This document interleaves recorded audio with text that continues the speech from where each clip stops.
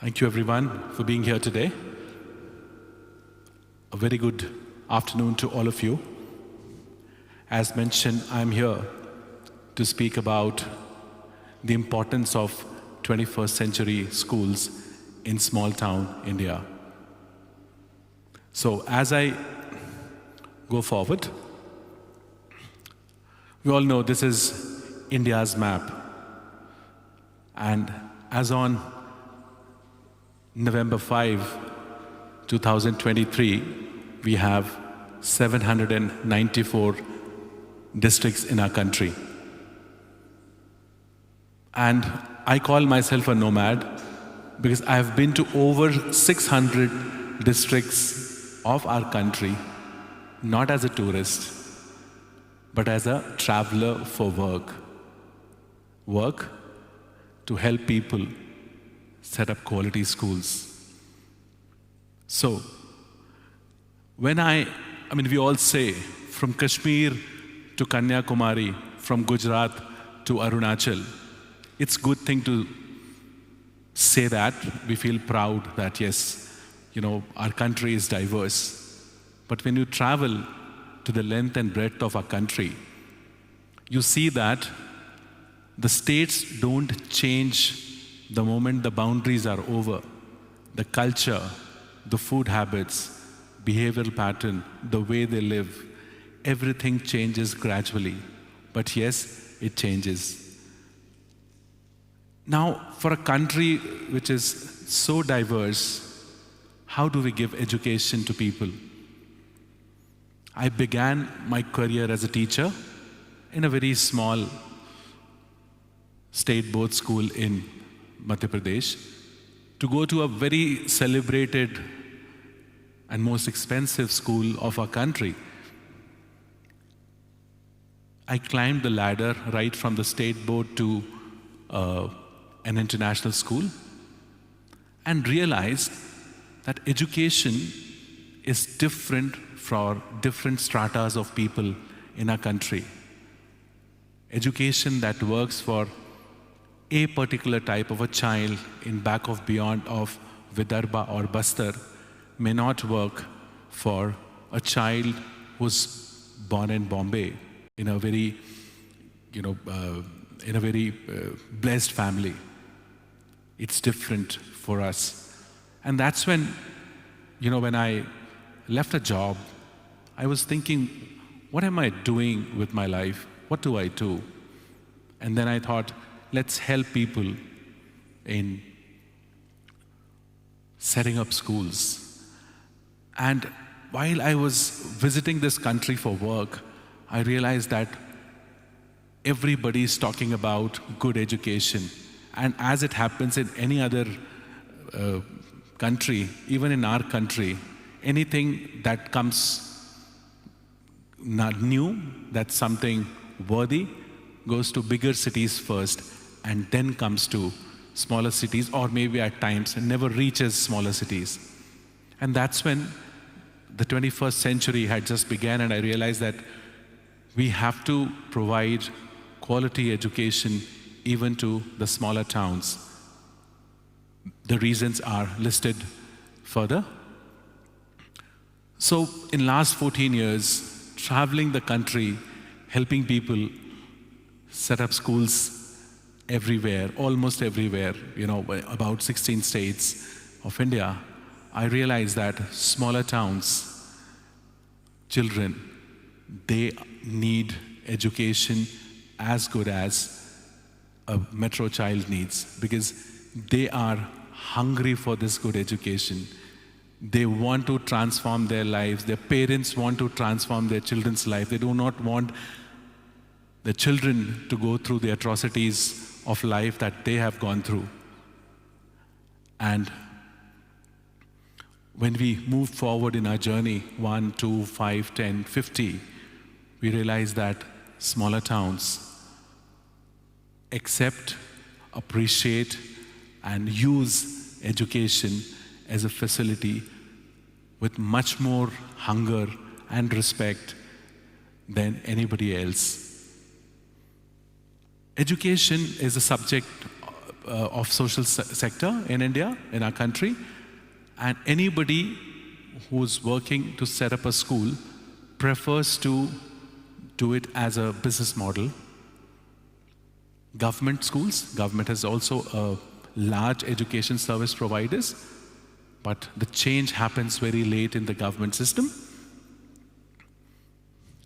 And when we talk about skills, I'm quoting something from the Future of Jobs report in 2020. We all talk about design thinking.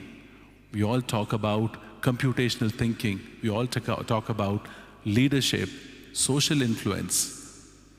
Possibly a small town child who's going through a lot of hardships and he wants to go to his school, he wants to manage his family, he wants to contribute in his family needs. Possibly he is a born leader. The day he realizes that he's marginalized, he strives hard to survive. Possibly he has better leadership skill than a child who's blessed. And then we just need to sharpen his leadership skills and he would reach places. Analytical thinking. When a child has only 5 rupees or 10 rupees in his pocket and he has to either buy a chocolate or buy a meal, his analytical thinking automatically starts working. He doesn't need to be taught that in the classroom. And even if it is taught formally to him, he would appreciate the value of it and he would be receptive about all these things. So these 21st century skills are given in a lot of schools these days in the curriculum. But what I feel is if these are given in the smaller cities at the right time, the country will develop and prosper faster. So what I feel is they can contribute much better, greater way in building our nation than anybody else in a metro town can. We've given an opportunity. A child in a smaller town takes better care of the knowledge and the skills that has been given to him. Small town schools will develop the country the same way the village road movement developed villages. We all know, end of 20th century, Indian villages did not even have proper roads. And then came a scheme called Pradhan Mantri Gram Sadak Yojana, PMJSY. And then villages started getting connected to tar roads, and we still saw a lot of development in the villages. Same way, if proper schooling is given in our smaller towns, rural India, it is going to develop the country in a better way. So you're seeing some photographs here. A school in Orissa, about 60 kilometers away from the district headquarters, where you see it's jungle, it's a Naxal-affected area, and a school comes in. And some 700 children in that area get education there. They work hard. They appreciate what they got. And many organizations contribute in running of the school.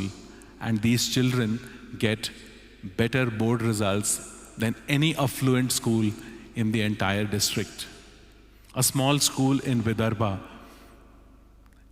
trying to give quality education, is supported so well by the community that people make sure that they send their children to these schools so that the children can transform their lives. I talk about migration of children for education. A lot of small towns, you see that children leave their houses at a very young age, maybe at the age of 7, 8, 9, when they get good education in boarding schools, they leave their houses, only to be uprooted from their own cultural setting, go to a place where they do not belong to just for education.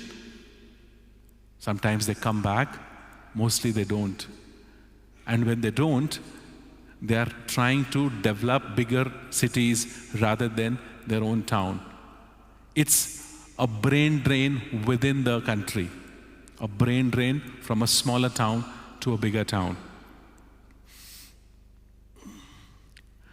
So, just like social infrastructure, roads, transportation, hospitals, 21st centuries are required in small towns in rural India to achieve all-pervasive and even development of the country. So, just like social infrastructure, like hospitals, roads, 21st century schools are also required in small towns, because a child here is there in his cultural setting, with his family, with his people, growing up, getting quality education, and thinking of developing his own area, her own area, rather than leaving and going to a bigger town, and not to come back but to struggle there because he feels that he doesn't belong to this place.